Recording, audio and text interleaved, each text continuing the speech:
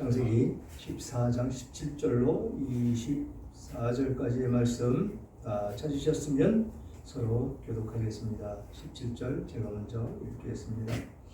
아브라함이 그돌라오멜과 그와 함께한 왕들을 쳐부수고 돌아올 때에 소돔 왕이 사외 골짜기 곧 왕의 골짜기로 나와 그를 영접하였고 살렘 왕 멜기세덱이 떡과 포도주를 가지고 나왔으니 그는 지극히 높으신 하나님의 제사장이었다. 그가 아브라함에게 축복하여 이르되 천지의 주제시오 지극히 높으신 하나님이여 아브라함에게 복을 주옵소서. 너희 대적을 내 손에 붙이신 지극히 높으신 하나님을 찬송할지로다 하매 아브라함이 그 얻은 곳에서 신의 일을 멜기세덱에게 주었더라.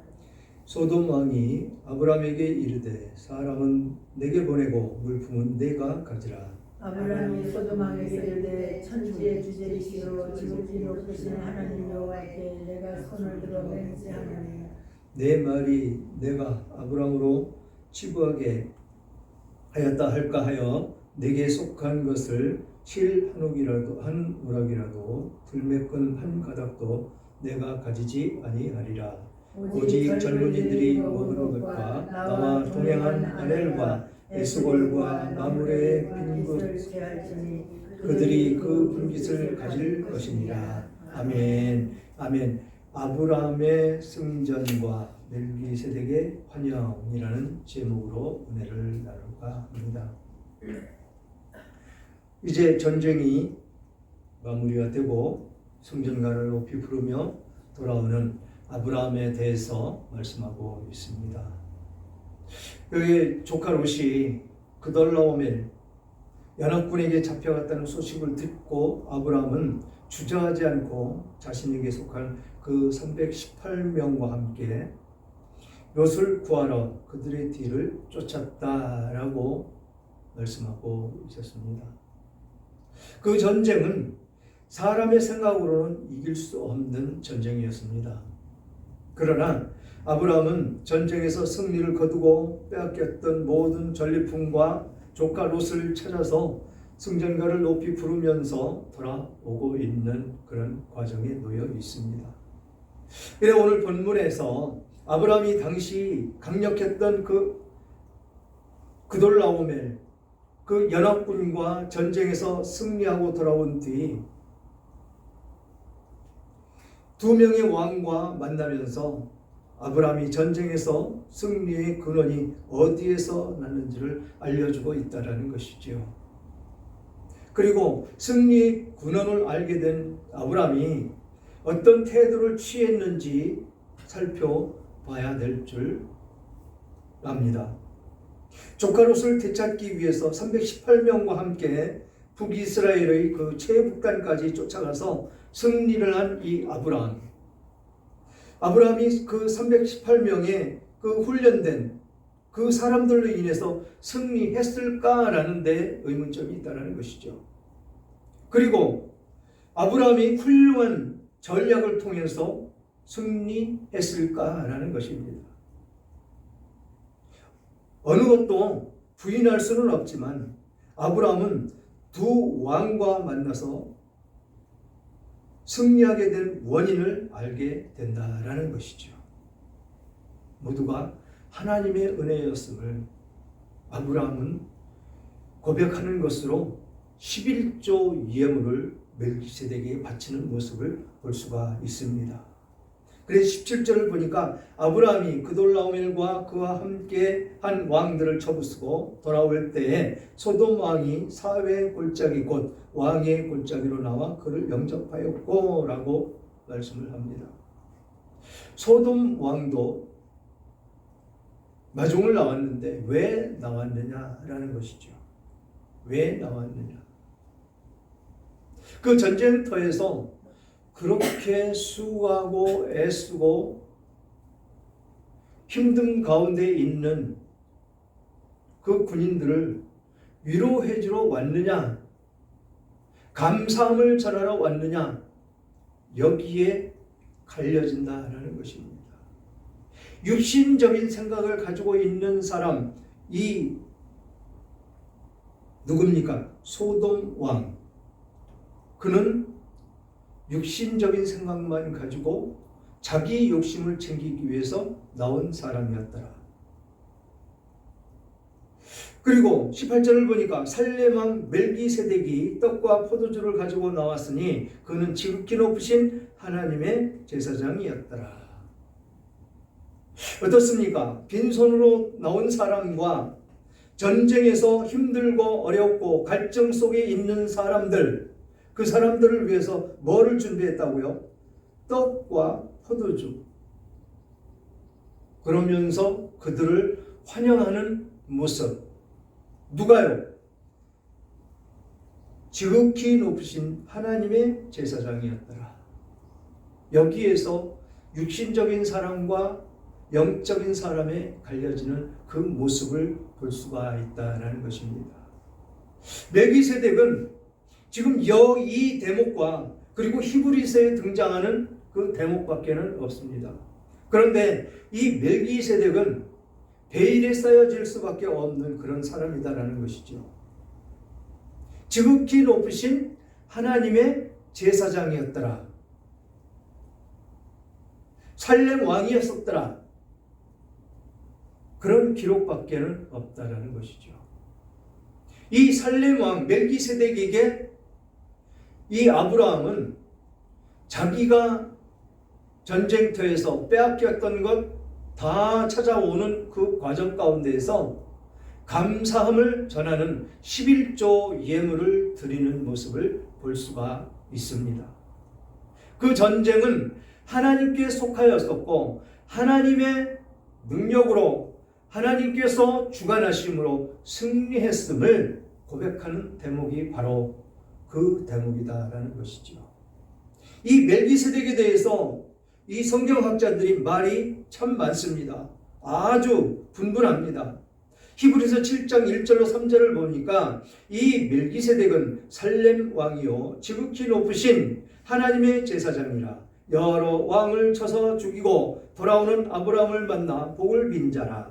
아브라함은 모든 것의 10분의 1을 그에게 나누어 주니라. 그 이름을 해석하면 먼저는 의의 왕이요 더 다음은 살렘 왕이니 곧 평강의 왕이요 아버지도 없고 어머니도 없고 시작한 날도 없고 족보도 없고 시작한 날도 없고 생명의 끝도 없어 하나님의 이름과 닮아서 항상 제사장으로 있습니다. 아버지도 없고 어머니도 없고 곧 예수 그리스도를 예표하는 사람이다. 예수 그리스도였을 것이다. 많은 생각 속에서 신학자들은 이 부분을 연구하고 논의하고 있다는 것입니다. 그런데 분명한 것은 이 사람은 제사장이었었다. 살렘 왕이었었다. 그런데 아버지도 없고 어머니도 없고 시작한 날도 없고 족보도 없고 시작한 날도 없고 생명의 끝도 없어 라고 기록되어 있는 것을 보면 예수 그리스도께서 오셔서 그렇게 통치했을 것이다 라는 것이 올바른 성경 해석가들의 해석일 것입니다. 그래서 이 멜기세덱이 이 아브라함이 전쟁터에 가서 싸우고 돌아오는 그 과정 가운데 마중을 나왔는데 위로하기 위해서 줄이고 가난 그 전쟁터에 나간 군인들을 위로하기 위해서 포도주와 떡을 가지고 나왔더라라는 것입니다. 이런 심령이 우리들이 본봐야 될 것이다 라는 것입니다. 어떤 일을 하든 하나님의 높으신 그분을 위해서 하는 일 가운데에 서로 위로가 있어야 된다라는 것이죠. 격려함이 있어야 된다라는 것입니다. 그리고 사랑함이 있어야 된다라는 것입니다. 그런데 반대로 보면 이 소돔 왕은 어떻게 했습니까? 아무것도 준비한 것도 없이 와서 영접했다라고 이야기를 합니다. 그러면서 이 살렘 왕은 19절에 보니까 그가 아브라함에게 축복하여 이르되 천지의 주제시오 지극히 높으신 하나님이여 아브라함의 복을 주옵소서라고 복을 빌어줍니다. 그러면서 너희 대적을 내 손에 붙이신 지극히 높으신 하나님을 찬송할지로다 하며 아브라함의 그 얻은 것에서 10분의 1을 멜기세덱에게 주었더라. 바로 여기에 의에 나아가는 그것을 우리는 볼 수가 있는 것이죠. 그런데 소돔 왕은 어떤 모습입니까? 소돔 왕이 아브라함에게 이르되 사람은 내게 보내고 물품은 내가 가지라. 자기 욕심 챙기러 왔다라는 것입니다. 자기 욕심 챙기러.